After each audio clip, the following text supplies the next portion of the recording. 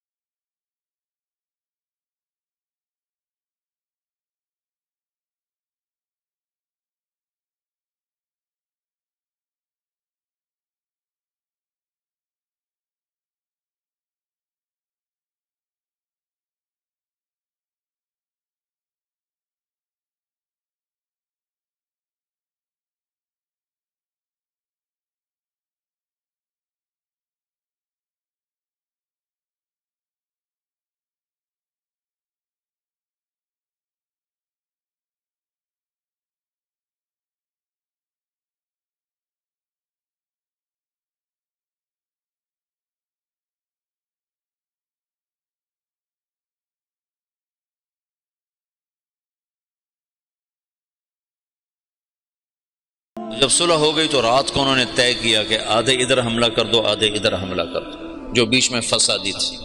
تو تہجد کے وقت آدھے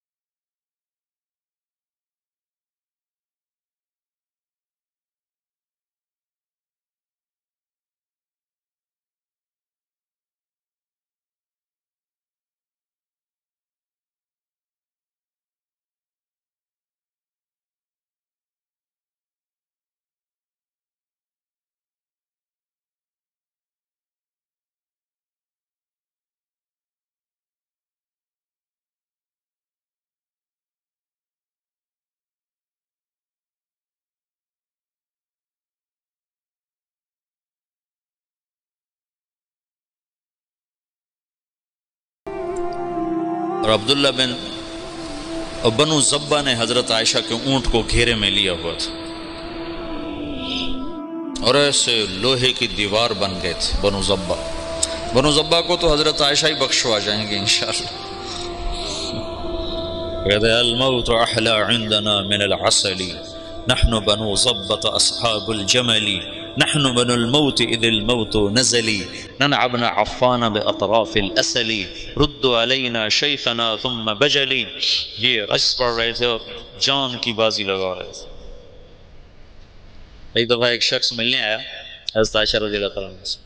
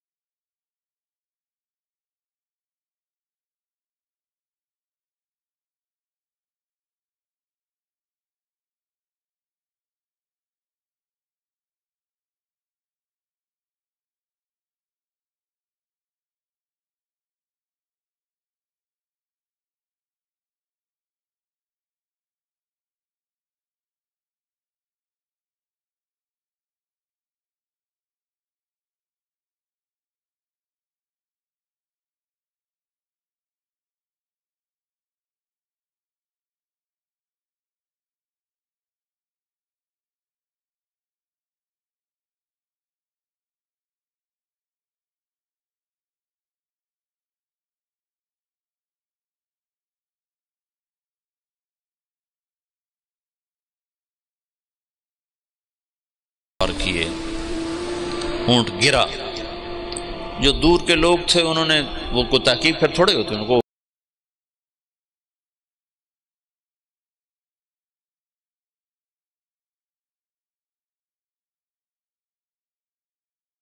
کوئی کسی کے پیچھے قتل کے لیے نہ بھاگے، مال غنیمت کے طور پر مال نہ لوٹا جائے۔ تو محمد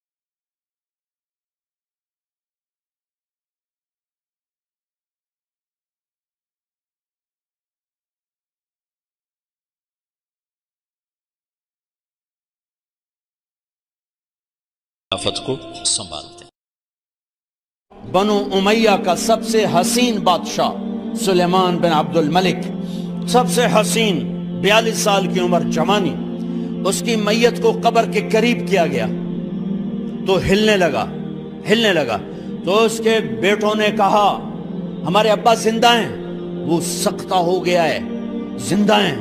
عمر بن عبدالعزیز رضی اللہ رحمت اللہ علیہ فرمانے لگے ارے بھتیجو زندہ نہیں ہے، قبر کا عذاب جلدی شروع ہو گیا ہے، بَلَا عَجَّلَ اللَّهُ بِالْعُقُوبَةِ، چھپاؤ، جلدی چھپاؤ۔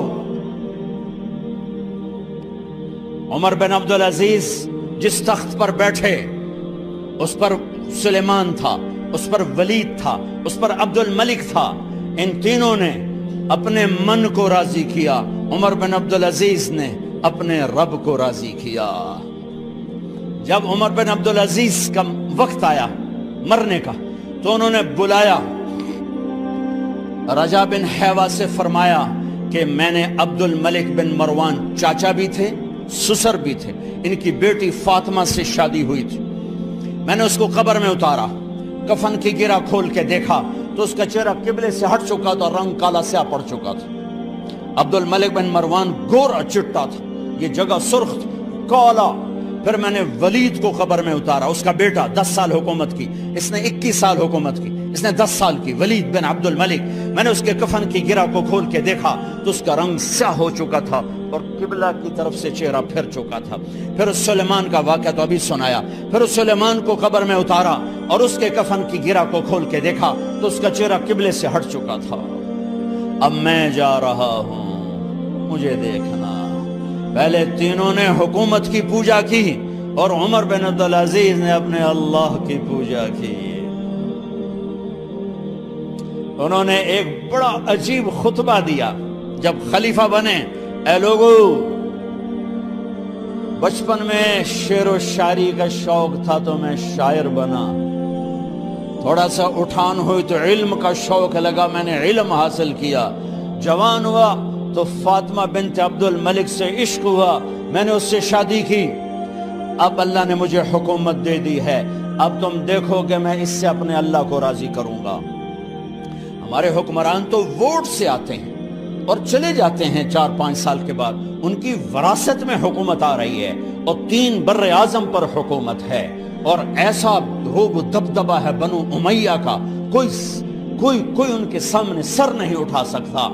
3 بر اعظم میں زکوٰۃ لینے والا کوئی نہ بچا، 3 بر اعظم میں سوال کرنے والا کوئی نہ بچا، 3 بر اعظم میں ظالم کوئی نہ بچا، 3 بر اعظم میں مظلوم کوئی نہ بچا۔ لیکن خود کیسا رہا؟ گھر آئے، فاطمہ بڑے اچھے دن گزرے ہیں، اب امتحان ہے، میں تیرا حق نہیں ادا کر سکوں گا، طلاق لینی ہے میں حاضر ہوں، ساتھ دینا ہے تو میرے اپنے حق معاف کرو، اپنے حق معاف کرو۔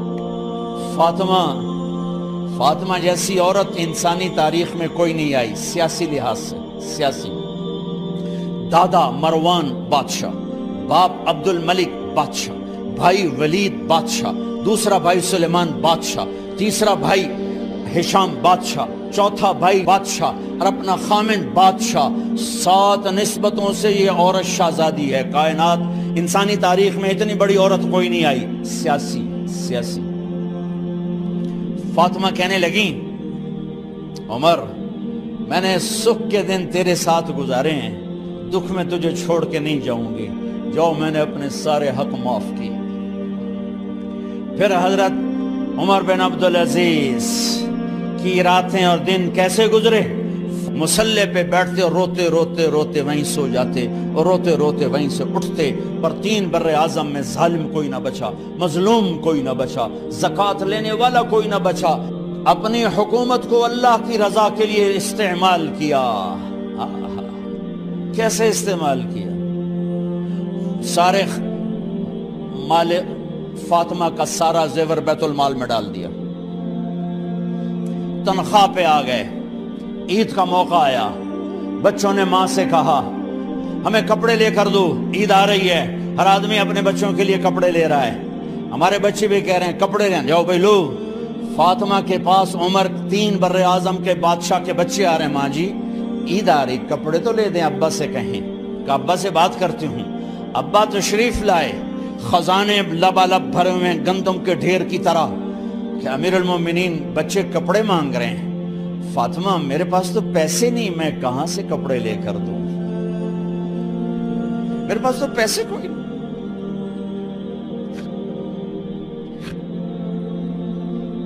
حضرت فاطمہ نے کہا پھر بچوں کا کیا کروں؟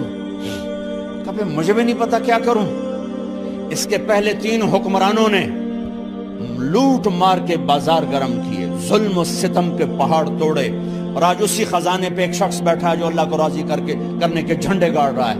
تو فاطمہ نے کہا آپ ایسا کریں، اگلے مہینے کی تنخواہ ایڈوانس لے لیں، اس سے میں اپنے بچوں کو کپڑے لے دیتی ہوں، اور گھر کا خرچہ میں مزدوری کر کے گھر کی روٹی چلا لوں گی۔ ارے اپنی تاریخ پڑھو، صرف ڈرامے ہی نہ دیکھتے رہ جاؤ، صرف گانے ہی نہ سنتے رہ جاؤ، اور بھی دکھ ہیں زمانے میں محبت کے سوا۔ انہوں نے اپنے بلایا وزیر خزانہ مزاحم، اپنا ہی غلام، ہاں بھائی مزاحم ہمیں بچوں کے کپڑے چاہیے، تو اگلے مہینے کی تنخواہ ایڈوانس مل جائے۔ وہ کہنے لگے امیر المومنین آپ مجھے لکھ کر دے دیں کہ آپ 1 مہینہ زندہ رہیں گے، میں آپ کو تنخواہ دے دیتا ہوں۔ عمر بن عبدالعزیز سر جھکایا، اٹھے، گھر گئے، فاطمہ میرے بچوں سے کہہ دو کہ تمہارا باپ کپڑے لے کے نہیں دے سکتا۔ اپنی تاریخ تو دیکھو، عید کا دن آ گیا، خلیفہ وقت عید کی نماز پڑھاتے تھے، نمازیں بھی خلیفہ وقت پڑھاتے تھے۔ بنو امیہ کا خاندان ملنے کے لیے آ رہا ہے، سارے سرداروں کے بیٹے اعلیٰ پوشاک، اعلیٰ لباس ملنے آ رہے ہیں۔ تھوڑے دیر بعد دیکھا تو بچے بھی ملنے آ رہے ہیں، امیر المومنین کی حیثیت سے بچے باپ کو ملنے آ رہے ہیں، اور ان کے جسموں پر پرانا لباس ہے۔ حضرت عمر انہیں دیکھ کر ادھر اپنے سرداروں کے بچے دیکھے تو زرق برق پوشاکیں، اپنے بچوں کو دیکھا۔ ارے اس باپ سے پوچھو جو سب کچھ کر سکتا ہو اور پھر مٹھی بند کر لے کہ نہیں میں نے حرام کی طرف نہیں جانا۔ بچوں کو دیکھا تو آنکھیں ڈب ڈبا گئیں، آنکھوں میں آنسو آ گئے۔ فرمایا میرے بچوں آج تمہیں اپنے باپ سے گلہ تو ہوگا کہ آج ہمارے باپ نے کپڑے ہی نہ لے کے دیے۔ ان کے ایک بیٹے ہیں عبد الملک، ان سے بھی 4 ہاتھ آگے تھے، ان سے پہلے ہی فوت ہو گئے تھے۔ کہنے لگے ابا جان آپ کو مبارک، آج ہمارا سر بلند ہے، ہم شرمندہ نہیں ہیں، آپ کو مبارک ہو، آپ نے قومی خزانے میں بددیانتی نہیں کی ہے، ہم شرمندہ نہیں ہیں۔ انسانوں کو کپڑوں پہ نہیں تولا جاتا۔ آج کا میرا دیس کا مالدار اتنا فقیر ہو گیا ہے، اتنا چھوٹا ہو گیا ہے کہ وہ اپنا تعارف کروانے کے لیے 50 لاکھ کی گھڑی لیتا ہے، 6 لاکھ کا جوتا لیتا ہے۔ آج کی بیگم اتنی چھوٹی ہو گئی ہے کہ اپنے قد کو بڑا کرنے کے لیے وہ 10 لاکھ کا ہینڈ بیگ لیتی ہے کہ دیکھو میرا بیگ 10 لاکھ کا ہے۔ ارے میری بہن تو 10 ٹکے کی بھی نہیں رہی اگر تو نے بیگ سے اپنے آپ کو بڑا بنایا۔ او میرے دوست تو 2 ٹکے کا نہیں ہے اگر تو 10 لاکھ کے جوتے اور 50 لاکھ کی گھڑی سے اگر تو بڑا بننا چاہتا ہے۔ ارے اس دھوکے سے نکلو۔ برینڈڈ کہاں جا رہے ہو؟ جب تم اپنی ذات میں بے قیمت ہو تو رب ذوالجلال کی قسم تمہاری گھڑیاں، تمہارے بیگ، تمہاری گاڑیاں، تمہارے بنگلے تمہاری عزت کو بڑھا نہیں سکتے۔ ابا جان آج ہم خوشی سے بلند ہیں کہ ہمارے باپ نے بددیانتی نہیں کی، گھر میں تشریف لائے، کہنے لگے فاطمہ کچھ پیسے ہیں، میرا انگور کھانے کو جی چاہ رہا۔ بس فاطمہ رونے لگی۔ فرمایا امیر المومنین خزانہ تو بھرا پڑا ہے، 1 درم کا بھی تیرا حق نہیں ہے کہ تو 1 درم لے کے انگور خرید لے۔ تو تڑپ اٹھے، فاطمہ میں جہنم نہیں برداشت کر سکتا۔ وہ میرے بھائیوں جو دن رات سود میں پھنس چکے ہو، جو دن رات جوے شراب میں پھنس چکے ہو، کیسے اللہ کے سامنے سرخرو ہو کر کھڑے ہو گے؟ ایک رات گھر میں تشریف لائے، بچیاں بیٹیاں، منہ پہ ہاتھ، کپڑا رکھا، دوپٹہ رکھا منہ پہ، اور بات کریں۔ آپ نے پوچھا ارے کیا ہوا تمہیں، یہ منہ پہ کپڑا کیوں رکھتی ہو؟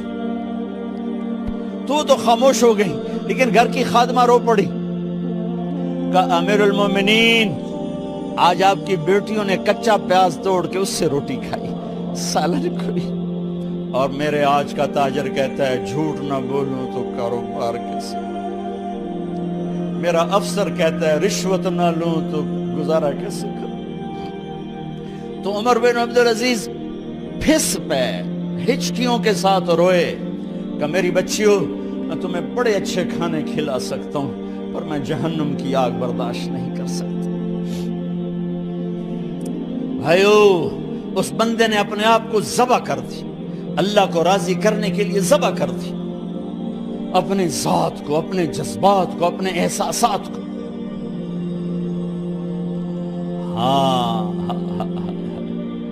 اب اللہ نے صلہ کیا دیا، جب انتقال ہوا ہونے لگا تو بلایا رجا کو، جو میں بات پہلے چھوڑ کے ادھر ان کی تھوڑی سیرت بتائی کہ رجا اب میں مرنے لگا ہوں۔ عبد الملک کالا ہو گیا تھا، ولید کالا ہو گیا تھا، سلیمان کالا ہو گیا تھا۔ یہ کیوں کالے ہوئے تھے؟ یہ بے نمازی نہیں تھے، بدکاری نہیں کرتے تھے، کسی کی طرف ان کی میلی آنکھ نہیں اٹھی کبھی۔ یہ ظالم تھے، ظالم انسانوں کا خون پیا، مال میں خیانت کی، اس پر اللہ نے چہرے پھیر دیے۔ آج عمر بن عبدالعزیز جا رہا ہے کہ دیکھو میں جا رہا ہوں، مجھے دیکھو میرے ساتھ کیا ہوتا ہے۔ ان کا انتقال ہوا، ان کی میت قبر کے کنارے رکھی گئی، اور اب نیچے اتارنا ہے۔ سلیمان کی میت کو اتارنے لگے تو ہلنے لگا، اور عذاب قبر پہلے شروع ہو گیا۔ عمر کی میت کو جب قبر کے قریب کیا گیا، ایسے ہوا کا جھونکا آیا، ایک پرچہ ایسے لہراتا ہوا، یوں آیا، یوں آیا، یوں آیا، اور عمر کے سینے پر گر گیا۔ لوگ کٹھے ہو گئے، پرچے کو کھول کے دیکھا گیا تو اس پہ لکھا تھا بسم اللہ الرحمن الرحیم، براءۃ من اللہ لعمر بن عبد العزیز من النار۔ یہ پروانہ ہے اللہ کی طرف سے اس کے بندے عمر کے لیے کہ اسے جہنم سے نجات کی خوشخبری سنا دی جائے۔ مرنا ہو تو یوں مرو، اللہ ایسی موت دے دے۔ کہتے ہیں میں نے ان کو قبر میں اتارا، جب قبر میں اتارا تو کیا دیکھا؟ میں نے کفن کی گرہ کھولی تو چہرہ قبلے کی طرف، اور یوں لگا جیسے 14ویں رات کا چاند قبر میں اتر آیا ہو۔ اور آخری بات کرتا ہوں، میرے بھائیوں بہنوں، اپنے اللہ سے صلح کر لو، اپنے اللہ سے صلح کر لو۔